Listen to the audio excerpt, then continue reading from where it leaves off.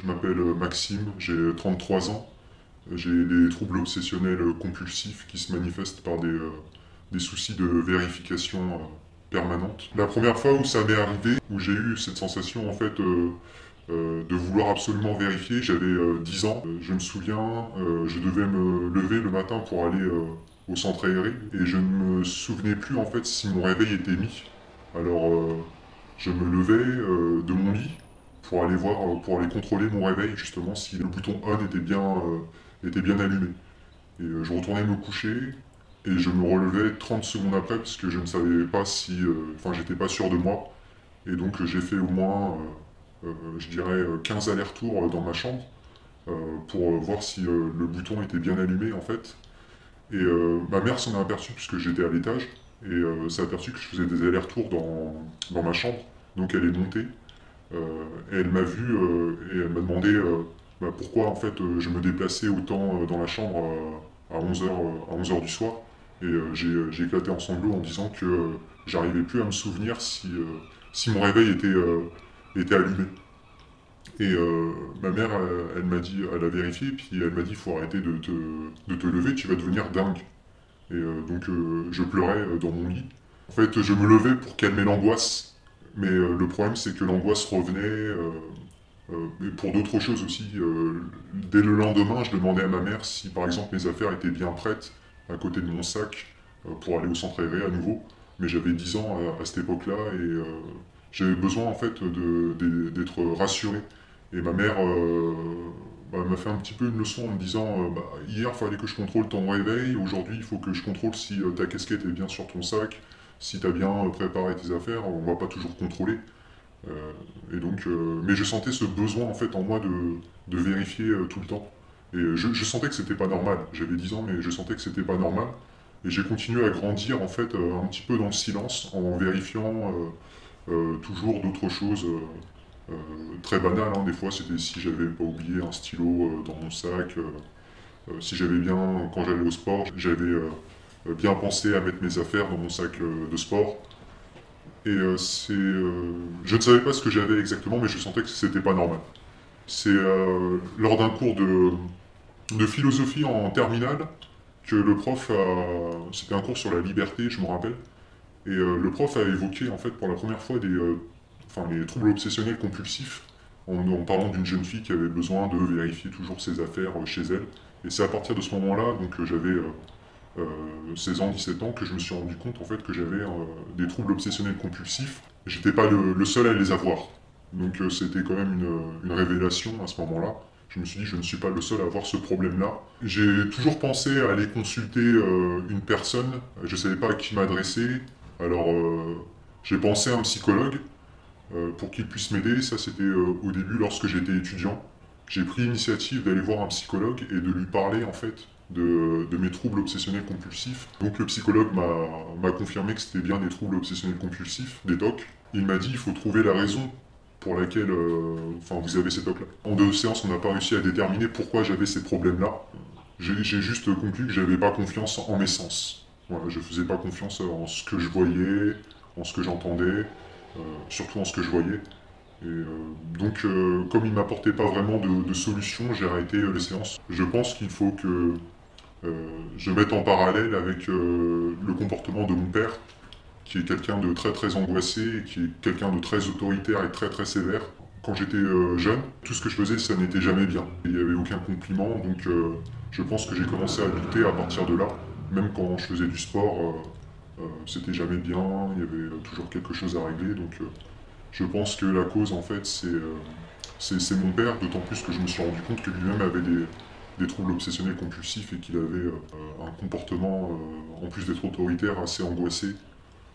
Donc je pense que j'ai hérité de ces angoisses. Donc j'ai toujours gardé en fait ces troubles obsessionnels compulsifs. J'ai besoin de vérifier si par exemple, avant de sortir de chez moi, il y a bien mon portefeuille dans mon sac à dos, il y a bien mon porte-monnaie, il y a bien ma clé aussi. Donc je suis capable de rester des fois jusqu'à 5 minutes, surtout la veille où je prépare mes affaires, voir si tout est bien rangé dans mon sac, pour ne rien oublier. Et donc oui, je peux rester des fois fixé sur des détails comme mon portefeuille, voir s'il est bien dans mon sac, et puis pendant 2-3 minutes. Ce sont des soucis de vérification que j'ai au quotidien et qui me dérangent parce que j'ai la sensation de perdre énormément de temps sur des choses qui pourraient paraître plus intéressantes. Je vais vérifier aussi les robinets par exemple, s'ils sont bien éteints. Je vais regarder s'il n'y a pas une goutte d'eau qui va tomber en plus, donc je peux rester fixé sur le robinet pendant 30-40 secondes. Ça me prend beaucoup de temps. Et en fait, je fais de l'épilepsie aussi à côté. Et je suis certain, même si le neurologue me dit le contraire, que l'épilepsie a un lien avec mon comportement angoissé. Parce que mon neurologue m'a fait remarquer que j'étais une personne très angoissée. Et quand je lui ai dit que j'avais des troubles obsessionnels compulsifs, il m'a dit ça renforce l'épilepsie. Mais ça n'est pas la cause de votre épilepsie. C'est plutôt un choc traumatique qui est à l'origine de votre épilepsie.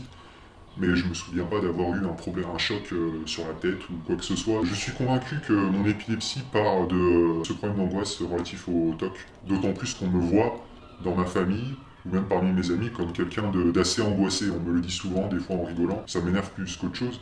Le neurologue m'a d'ailleurs incité à voir un psychologue, à aller aussi consulter en psychiatrie, et à faire de la psychothérapie, de la sophrologie. Donc j'ai fait de la sophrologie, ça m'a permis d'être un peu mieux, mais ça n'a pas du tout fait disparaître mes tocs, même si ça m'aide à aller mieux au quotidien. J'ai vu un autre psy qui m'a... C'était il y a 2 ans en fait, je voulais retenter ma chance, c'était une jeune psychologue, je me rappelle, et puis je lui avais dit que j'avais des troubles obsessionnels compulsifs et je voulais vérifier. Et elle me disait que, ou peut-être que vous êtes quelqu'un simplement de très, comment dire, très minutieux, très perfectionniste. Je disais oui, je suis un peu perfectionniste, mais j'ai des troubles. Elle me disait mais non, vous n'avez pas de troubles. Elle essayait de complètement dédramatiser et de nier le problème. Elle me disait pourquoi vous voulez absolument avoir des troubles obsessionnels compulsifs, je comprends pas. Donc j'avais compris un petit peu sa thérapie, c'était de me faire comprendre que je n'avais pas ce problème-là et que j'étais juste un peu trop perfectionniste. Donc je me suis rendu compte que c'était pas la bonne personne à qui parler, que je devais vraiment trouver un spécialiste des troubles obsessionnels compulsifs. Et je me suis renseigné donc un psychologue qui serait plus spécialiste donc des troubles obsessionnels compulsifs. Et donc c'est comme ça que j'ai trouvé les coordonnées de Madame Tarlet qui pouvait justement répondre à ce besoin, enfin qui pouvait trouver des réponses à mes questions. Et donc nous avons beaucoup discuté ensemble au fil des séances. L'enjeu c'était de repérer où était la cause en fait de ces soucis de vérification. Ça fait depuis le mois de mars 2022 que je consulte à raison de en moyenne une fois tous les 2-3 semaines. Alors je remarque que juste après mes séances, les 2 jours qui suivent, ça va beaucoup mieux. J'ai tendance à avoir une rechute, on va dire 2 ou 3 jours avant que je vienne voir Madame Tarlet. Les troubles reviennent et puis j'ai tendance à beaucoup plus céder. J'ai même tendance à inventer des tocs, par exemple pendant la nuit, avant je n'en avais pas vraiment. Et des fois je me lève pendant la nuit pour aller vérifier si la lumière des toilettes est bien éteinte.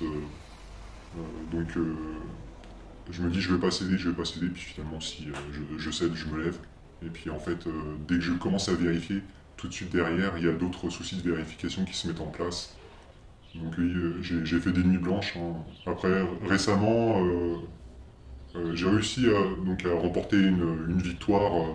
Je m'étais levé pour... donc je m'étais levé pour aller aux toilettes et je me suis recouché. J'avais un doute en fait si la lumière des toilettes était éteinte, bien que je l'avais éteinte, hein, mais j'avais besoin de me relever et puis en fait je suis resté allongé, je me suis fait violence. L'angoisse était restée au moins pendant 1 heure, hein, m'a travaillé l'esprit, j'ai hésité à me lever, mais je suis resté en me disant, je suis resté allongé en me disant, bah, s'il y a une catastrophe, il y a une catastrophe, hein. Tant pis, j'assume. L'angoisse est partie, j'ai réussi à me rendormir d'ailleurs, et puis même quand je me suis réveillé un peu plus tard, moi, je me suis rendu compte qu'il n'y avait plus du tout d'angoisse. Et que même le matin, j'avais même pas besoin de vérifier si la lumière était allumée, alors que pendant que j'étais allongé, je me dirais, je vérifierai demain s'il n'y a pas une catastrophe, si la lumière était allumée ou pas. Et donc, en fait, l'angoisse disparaît avec le temps qui passe. J'apprends en fait à essayer, je dédramatise énormément en fait sur les troubles obsessionnels compulsifs. J'essaye aussi de me dire si je ne vérifie pas, euh, ça n'est pas grave, ça n'est pas si grave que ça. Alors bien entendu c'est très facile à dire, mais à faire c'est très compliqué, surtout au début. Par exemple si je ne vérifie pas que le robinet coule encore, au départ c'était impossible, je ne pouvais pas, je n'y arrivais pas. Euh, et en fait, je pense qu'il faut, comme solution que je suis en train d'expérimenter en ce moment et qui commence un petit peu à montrer des résultats positifs, il faut, euh, il faut méditer.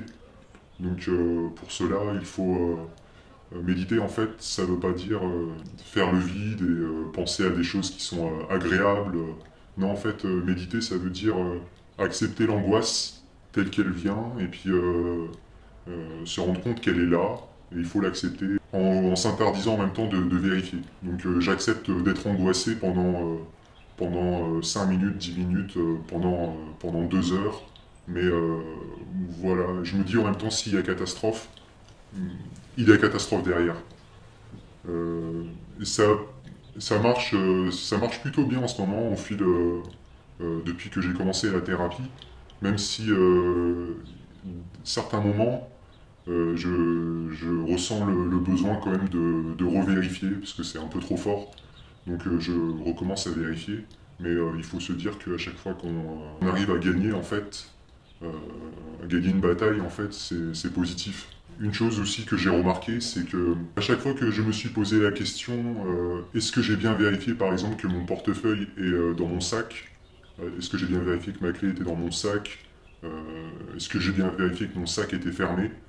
Bah en fait, quand je vérifiais, effectivement, mon sac était fermé, effectivement, ma clé était bien dans mon sac, effectivement, mon portefeuille était bien rangé dans mon sac. Le fait qu'on se pose la question, c'est qu'il n'y a pas de doute. Il y a 5 mois, j'étais obligé vraiment de vérifier, même 3, 4 fois. Mais aujourd'hui, je me rends compte que bah, si je me pose la question, c'est qu'en fait, il n'y a pas besoin de vérifier. Mais de plus en plus, j'arrive à résister. Et au bout de 5, 10 minutes, bah, en fait, on se rend compte que l'angoisse est partie ou quasiment partie et qu'on ne ressent plus le besoin de vérifier. C'est vrai que ça continue à me ronger au quotidien, mais je suis en train de travailler là-dessus et puis pour l'instant ça montre des résultats positifs. Même si j'ai toujours besoin de temps en temps, on va dire 3 fois sur 10, de regarder encore si le robinet est bien éteint. Ça, voilà. Avant c'était 10 fois sur 10, maintenant c'est plus que 3 fois sur 10. Euh, des fois, il y a une rechute, hein, il y a une journée où ça va repasser à 5, 6 fois sur 10, mais euh, le fait de penser justement à dédramatiser, ça m'aide. Moi, je pense qu'il y a beaucoup de gens qui ont ce problème-là, mais qui ne le disent pas ou qui ne savent pas ce que c'est en fait. Et donc, c'est pour leur faire prendre conscience que ça existe et puis qu'ils sont pas tout seuls.